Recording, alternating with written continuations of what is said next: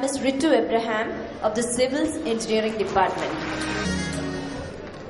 Good evening, distinguished guests, ladies and gentlemen, and fellow graduates. It's an immense privilege to be standing here today, as I'm sure many of you, just like me, for who today marks the graduation, would agree. In my personal experience, friendship took its true meaning in this campus. Back in school, if I was accepted only by a few, today, here I have been accepted by many. Friendships that were not confined to my classroom alone. This indeed is a proud achievement over my academics. Apart from classes, canteen, snack bar, kiosk, library, etc. in the campus, combined studies and fights have strengthened my bonds of friendship. As spoken by Abraham Lincoln, and in the end, it's not the years in your life that count, it's the life in your years.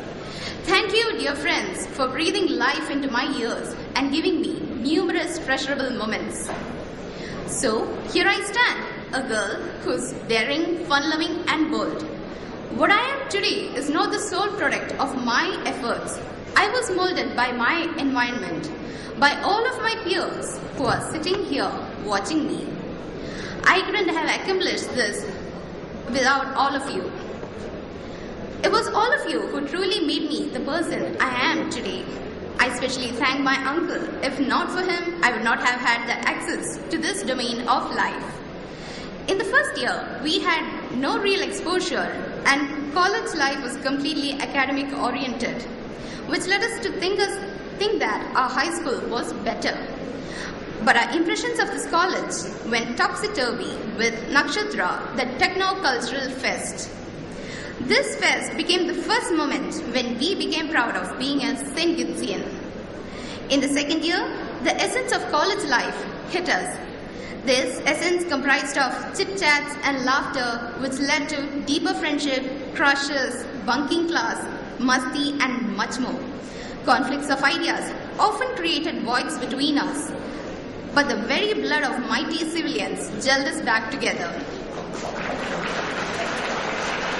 In the third year, we learned to take up responsibilities on our shoulders and balance it. Nakshatra, Eternia, and Arts Day were events which equipped us with organizational and management capabilities.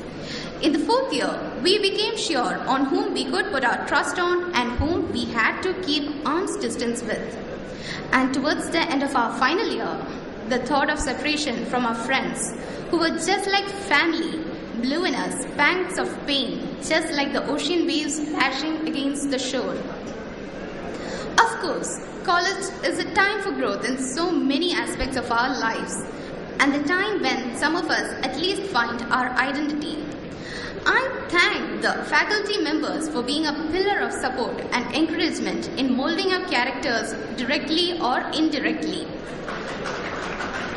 Regarding the campus, however, as civil engineers, we do have a couple of suggestions. As suggested by Jairaj, the film director, during Nakshatra 2011, we should focus on eco-friendliness. The campus should have more trees planted and become a green campus. Now I thank those who gave me this opportunity to stand before you and share my thoughts. I'm also grateful to people who helped me to frame my words. I am now supposed to say farewell to this institution, those who maintain it and those who stand with me and behind me. But I hope this farewell is more of a see you later when we are all working together to rear a pedagogic movement. But first, let's go get those pieces of paper that tell us that we are smart enough to do so.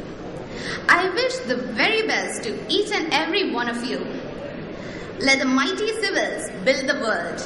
Royal mechs run the machines. King electricals power the world. Extreme applieds automate the world. Easy dragons bring the world closer, and hardy combs make the codes of life. Thank you, one and all.